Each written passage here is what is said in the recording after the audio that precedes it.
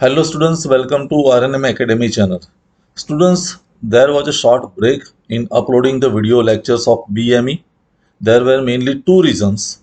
One reason is the medical emergency in my family and second reason is the death of one of my relatives. लेकिन आज के बाद एक continuous regular base पर हम BME के लेक्चर्स अपलोड करते जाएंगे. तो चलो शुरुआत करते हैं आज नए चैप्टर की प्रॉपर्टीज ऑफ स्टीम. तो प्रॉपर्टीज ऑफ स्टीम जैसे हमने प्रॉपर्टीज ऑफ गैसेस पढ़ चुके हैं प्रीवियस वीडियो लेक्चर्स में, वैसे आज स्टार्ट कर रहे हैं प्रॉपर्टीज ऑफ स्टीम. तो शुरुआत करते हैं बेसिक टर्म्स से. तो पहले बेसिक टर्म्स जान ले. बेसिक टर्म्स में पहला है प्योर सब्सटेंस. किसको हम प्योर सब्सटेंस कहेंगे? तो a pure substance is a homogeneous substance which retains its chemical composition during change of phase. एक ऐसा सब्सटेंस जो कोई भी फेज चेंज हो लेकिन उसका केमिकल कंपोजिशन बिगड़ता नहीं है या सेम रहता है, तो उसको हम प्योर सब्सटेंस कहेंगे. कैसा सब्सटेंस? ऐसा सब्सटेंस कि जिसका केमिकल कंपोजिशन सेम रहता है बावजूद फिजिकल या फेज चेंज. जैसे बेस्ट एग्जांपल है वाटर. हमें पता है कि वाटर के तीन फेजेस है. सॉलिड फेज जिसको हम आइस कहते हैं, लिक्विड फेज जिसको हम वाटर कहते हैं और गैसियस फेज जिसको हम स्टीम कहते हैं. तो कोई भी फेज चेंज हो, चाहे आइस हो, वाटर हो या स्टीम हो, लेकिन उसका जो केमिकल कंपोजिशन है उसमें कोई बदलाव नहीं है. तो अगर केमिकल कंपोजिशन में कोई बदलाव नहीं होता है तो वैसे सब्सटेंस को हम प्योर सब्सटेंस कहेंगे. आई होप ये बात आपको समझ में आई होगी. आगे चलते हैं स्टीम के बारे में. तो स्टीम क्या है? Steam is the technical term. Steam is the technical term for water vapour. Water का जो गैसियस फेज है जिसको हम क्या कहते हैं, the gaseous phase of water which is form when we boil the water. It is the working substance in steam engines and steam turbine. पानी को जब हम बॉइल करते हैं, वाटर को बॉईल करते हैं तो स्टीम फॉर्मेशन होता है, तो उसको स्टीम कहते हैं. कहने का मतलब पानी का, वाटर का गैसियस फेज, उसको हम स्टीम कहेंगे. और ये स्टीम बहुत बड़ा वर्किंग सब्सटेंस है स्टीम इंजन और स्टीम टरबाइन में. स्टीम इंजिन्स चलाने के लिए या स्टीम टरबाइंस चलाने के लिए हमें स्टीम की ज़रूरत है और स्टीम हमें यहाँ बहुत उपयोगी है. Steam does not follow the laws of perfect gas. ये बात हमें याद रखनी है. Steam does not follows the laws of perfect gases until it is perfectly dry. जब तक स्टीम है, वेट स्टीम है, तब तक वो स्टीम गैस लॉज फॉलो नहीं करते. लेकिन जैसे ड्राई सैचुरेटेड स्टीम हुआ और फिर हमको इसको हीट करते हैं, सुपर हीटिंग करते हैं, तो सुपर हीटिंग के बाद जो सुपर हीटेड स्टीम मिलती है वो एक परफेक्ट गैस की तरह बिहेव करती है और तब हम गैस लॉज अप्लाई कर सकते हैं. तो we have to superheat the steam, then it will work as a perfect gas. तो ये बात हम याद रखेंगे. Normal steam gas laws follow नहीं करती है लेकिन super heated steam gas laws को फॉलो करेगी. आगे चलते हैं. ये बहुत ही इंपॉर्टेंट क्वेश्चन है स्टीम फॉर्मेशन चार्ट. कई एग्जामिनेशंस में एक क्वेश्चन कंपलसरी रहा है, तो हम स्टीम फॉर्मेशन सही ढंग से समझते हैं. यहाँ मैंने TH डायग्राम दिखाया है, temperature enthalpy diagram. Y coordinate पर टेम्परेचर है और एक्स कोऑर्डिनेट पर एंथैल्पी है H. अभी यहाँ अलग अलग पॉइंट है, नोड है ABCDENF. मैं हर एक के बारे में डिटेल में एक्सप्लेन कर रहा हूँ, बिना स्किप किए हुए. आपको सही ढंग से ये समझना है. शुरुआत करते हैं A पॉइंट से. तो A पॉइंट एक ऐसा पॉइंट है, देखिए A पॉइंट एक ऐसा पॉइंट है जहां, let me move the cursor. हाँ, ए पॉइंट है. तो ए पॉइंट पर आप मान लो कि हमारे पास आइस है और उस आइस का टेम्परेचर है -20 डिग्री सेंटीग्रेड. हमारे पास -20 डिग्री सेंटीग्रेड वाला आइस है. अभी ये आइस को मैं हीट सप्लाई कर रहा हूँ और जब हम हीट सप्लाई करते हैं तो चेंज क्या आएगा? जैसे ही हम हीट सप्लाई करते हैं तो ये आइस का टेम्परेचर बढ़ने वाला है. मीन्स -20 से -19 होगा, -18 होगा, -17, वैसे करके कहाँ तक आएगा, पॉइंट बी तक। Point B means 0 degree centigrade तक। तो -20 डिग्री सेंटीग्रेड का टेम्परेचर बढ़ते बढ़ते कहाँ तक बढ़ा, 0 degree centigrade. Means B point एक ऐसा है जहां मुझे आइस तो मिलता है लेकिन उसका टेम्परेचर हो गया है 0 डिग्री सेंटीग्रेड। तो ये पहली हीट सप्लाई हुई जिसको हम कहेंगे सेंसिबल हीट सप्लाई। अभी दो टर्म्स हमारे दिमाग में आएंगे, sensible heat and latent heat. उसके बारे में मैं आगे एक्सप्लेन कर रहा हूँ, किसको हम सेंसिबल हीट कहेंगे और किसको लेटेंट हीट कहेंगे। लेकिन ये बात याद रखें कि ए से बी तक जहां गया तो आइस -20 डिग्री सेंटीग्रेड पर था, वो आइस यहाँ 0 डिग्री सेंटीग्रेड पर मिला। अभी बी पॉइंट पर फर्दर हीटिंग करते हैं तो 0 डिग्री सेंटीग्रेड वाला आइस टेम्परेचर तो चेंज नहीं होने वाला है, लेकिन धीरे धीरे उस आइस का कन्वर्जन वाटर में होने वाला है, मेल्टिंग होने वाला है। क्योंकि मान लो कि यहाँ मेरे पास आइस है 10 kg, तो धीरे धीरे 1 kg उसका वाटर में कन्वर्जन हुआ, 2 kg हुआ, फाइनली सी पॉइंट आया तो वहाँ completely 10 kg of ice is converted to 10 kg of water. तो कंप्लीटली आइस का कन्वर्जन वाटर में हो गया। लेकिन याद रहे ये वाटर का टेम्परेचर कितना होगा, 0 डिग्री सेंटीग्रेड। 0 डिग्री सेंटीग्रेड पर आइस था, वहीं 0 डिग्री सेंटीग्रेड पर अभी मुझे वाटर मिलने वाला है। कहने का मतलब यहाँ फेज चेंज हुआ, आइस था, सॉलिड फेज था, उसका यहाँ मुझे लिक्विड फेज मिला। तो यहाँ दो प्रकार की हीट हमें समझ में आई, ए से बी और बी से सी। ए से बी जो हीट है उसको हम सेंसिबल हीट कहते हैं, और बी से सी जो हीट सप्लाई किया वो लेटेंट हीट है। अभी सवाल है हम कैसे याद रखें सेंसिबल हीट किसको कहेंगे और लेटेंट हीट किसको कहेंगे। मैं एक ही सिंपल टर्म में या सिंपल डिस्कशन में आपको बता दूं कि जहां टेम्परेचर राइज होता है और फेज सेम रहता है वो सेंसिबल हीट। आई रिपीट, जहां टेम्परेचर में चेंज है लेकिन फेज रिमेन सेम वो सेंसिबल हीट है, और जहां फेज चेंज है टेम्परेचर रिमेन सेम वो लेटेंट हीट है। तो यहाँ टेम्परेचर में बदलाव है, फेज तो वही है आइस, तो ये सेंसिबल हीट। यहाँ टेम्परेचर सेम है 0 डिग्री सेंटीग्रेड लेकिन फेज में बदलाव है तो वो लेटेंट हीट। अभी आगे बढ़ते हैं, सी पॉइंट पर हमारा आइस है, सॉरी सी पॉइंट पर हमारा वाटर है 0 डिग्री सेंटीग्रेड पर। इसको भी हम फर्दर हीटिंग करते हैं। तो हीटिंग करते हैं तो क्या होगा, 0 डिग्री सेंटीग्रेड वाला जो वाटर है उसका टेम्परेचर धीरे धीरे बदलने वाला है, चेंज होने वाला है, इंक्रीज होने वाला है। 0 से 1 डिग्री होगा, 2 डिग्री होगा, 3 डिग्री, फाइनली डी पॉइंट तक टेम्परेचर बढ़ेगा। और ये डी पॉइंट जो है वो इवोपरेशन पॉइंट है, बॉइलिंग पॉइंट है, और वो है 100 degree centigrade at atmospheric pressure. Normal हमारा जो एटमोस्फेरिक प्रेशर है वहाँ वाटर का बॉइलिंग पॉइंट है 100 डिग्री सेंटीग्रेड। कहने का मतलब जैसे जैसे मैंने हीट सप्लाई की पानी का टेम्परेचर बढ़ता गया, कहाँ तक बढ़ा, 100 डिग्री सेंटीग्रेड तक। मीन्स फेज में कोई बदलाव नहीं है, टेम्परेचर चेंज हुआ, तो ये सेंसिबल हीट है। सी से डी जो हमने डी वो हीट सेंसिबल हीट है। और यहाँ मुझे वाटर मिला 100 डिग्री सेंटीग्रेड वाला। अभी ये 100 डिग्री सेंटीग्रेड वाला जो वाटर है उसको भी मैं फर्दर हीटिंग करता हूँ डी पॉइंट से। तो अभी होगा क्या, पानी का टेम्परेचर चेंज नहीं होने वाला 100 डिग्री सेंटीग्रेड, लेकिन धीरे धीरे वाटर का कन्वर्जन गैसियस फेज में होने वाला है। अभी जो लिक्विड फेज है वो चेंज होके ई पॉइंट पर कंप्लीटली मुझे गैसियस फेज मिलने वाला है। तो डी पॉइंट पर जो 100 डिग्री सेंटीग्रेड वाटर था, यहाँ मुझे कंप्लीटली ड्राई स्टीम मिल गई 100 डिग्री सेंटीग्रेड पर। इस स्टीम का टेम्परेचर भी याद रहे 100 डिग्री सेंटीग्रेड ही होगा।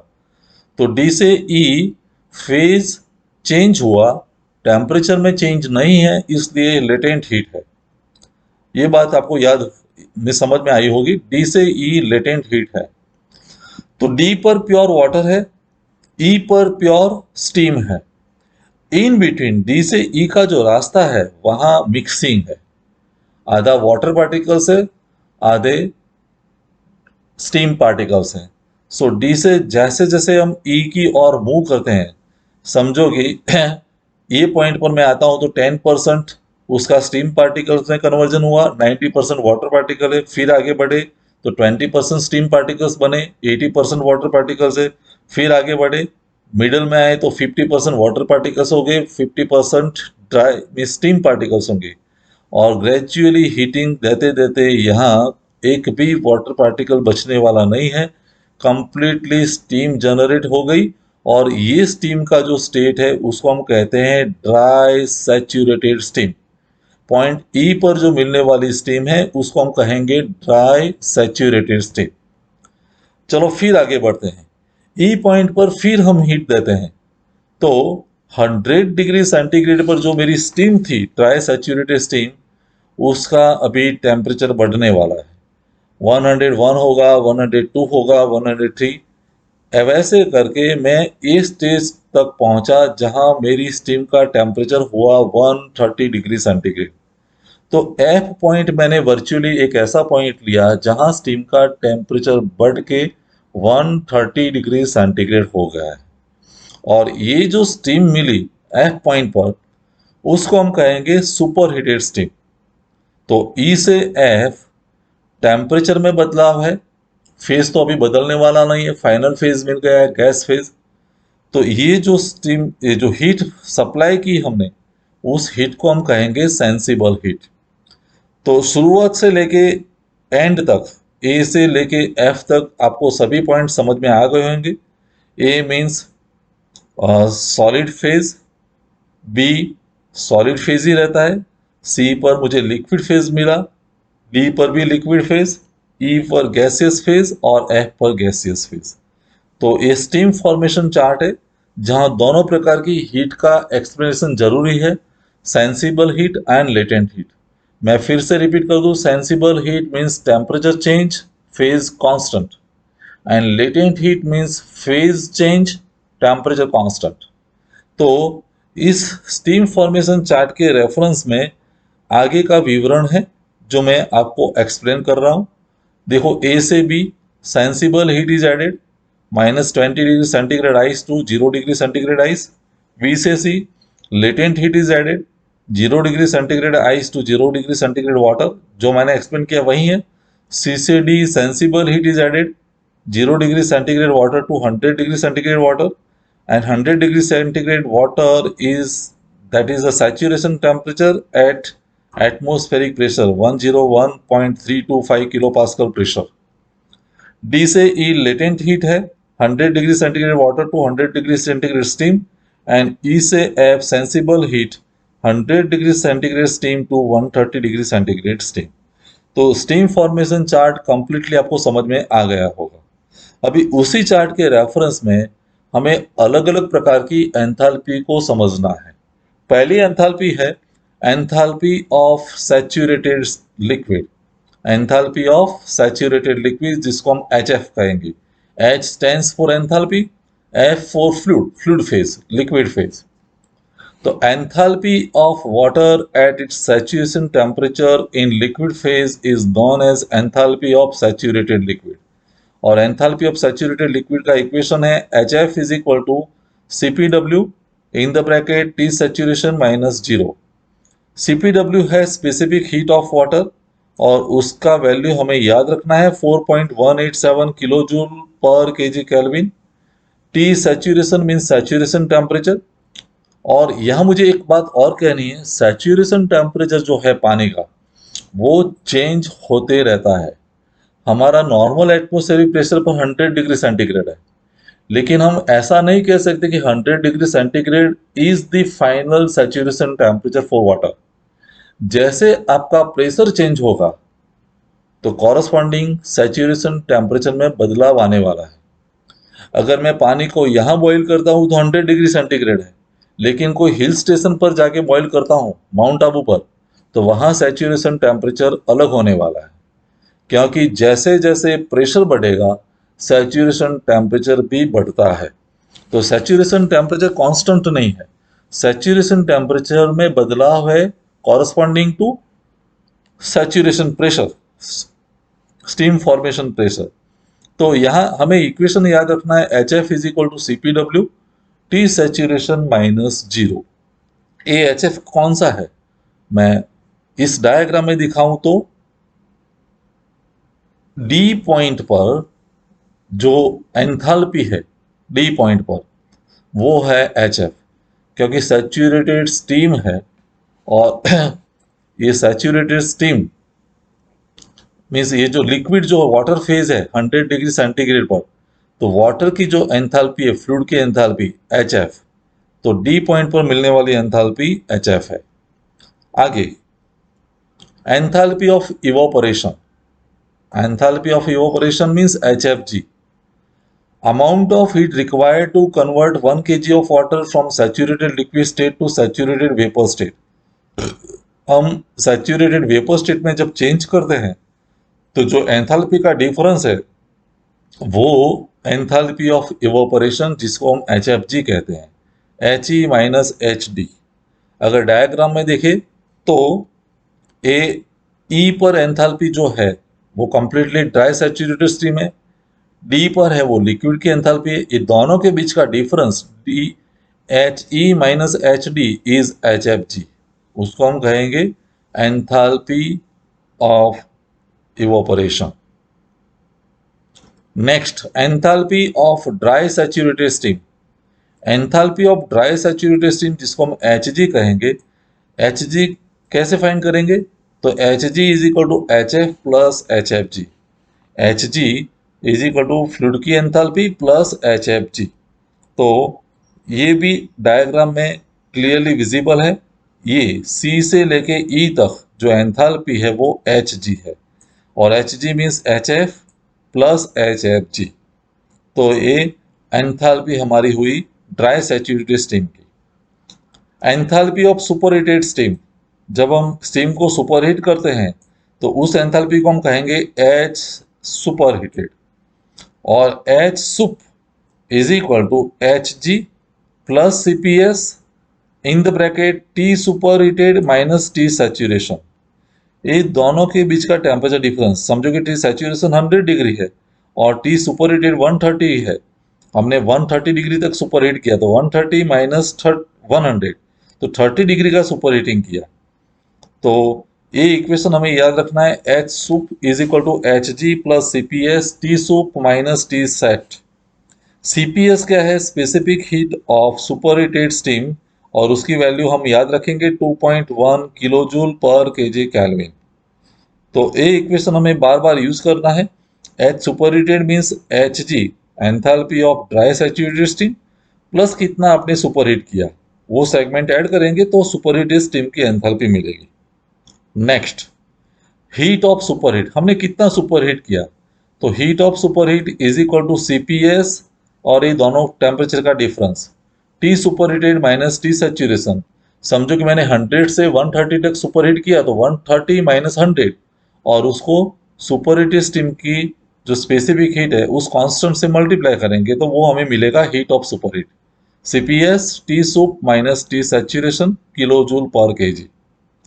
अभी एक टर्म और है, कई बार डेफिनेशन पूछी जा सकी है एग्जामिनेशन में, ड्राइनेस फ्रैक्शन। ड्राइनेस फ्रैक्शन किसको कहेंगे, it is a ratio of the mass of dry saturated vapour to the total mass of wet vapour, और उसको रिप्रेजेंट करते हैं एक्स से। X is equal to M S divided by M S plus M W. M S क्या है, mass of dry saturated vapour, and M W क्या है, mass of liquid particles in suspension.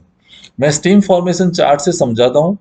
देखो ये D point जो है वहां हमें लिक्विड है 100 डिग्री सेंटीग्रेड पर, ई पॉइंट पर स्टीम है, इन बिटवीन कहीं पर समझो कि 10% हीटिंग हुआ तो 10% स्टीम पार्टिकल्स बने और 90% वाटर पार्टिकल है, तो हमारा ड्राइनेस फ्रैक्शन हुआ 0.1। कैसे, मास ऑफ स्टीम पार्टिकल, तो mass of steam particle means 10%, mass of total particle तो 10 प्लस 90 तो 100। तो वैसे अगर मिडल में आते हैं तो स्टीम पार्टिकल 50% है और टोटल पार्टिकल्स 50 प्लस 50 स्टीम पार्टिकल 50 वेट पार्टिकल।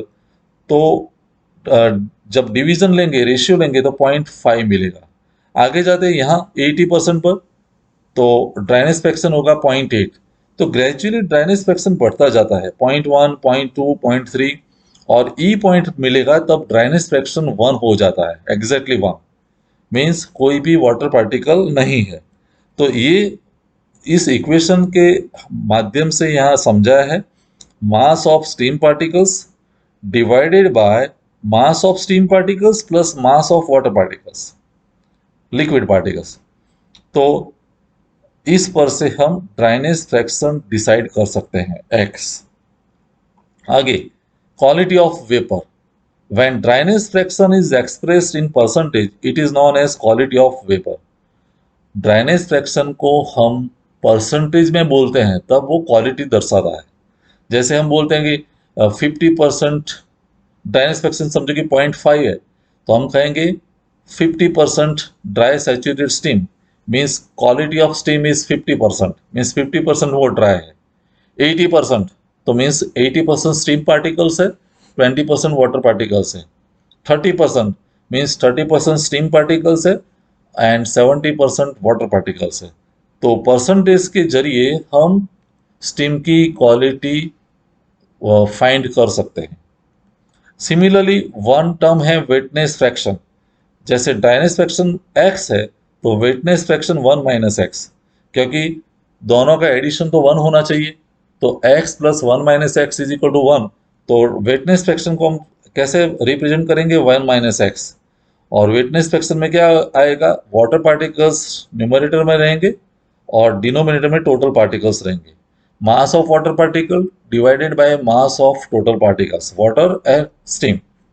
तो समझो कि 10% वाटर पार्टिकल है तो वेटनेस फ्रैक्शन 0.1 हो, मीन्स 90% स्टीम पार्टिकल्स है।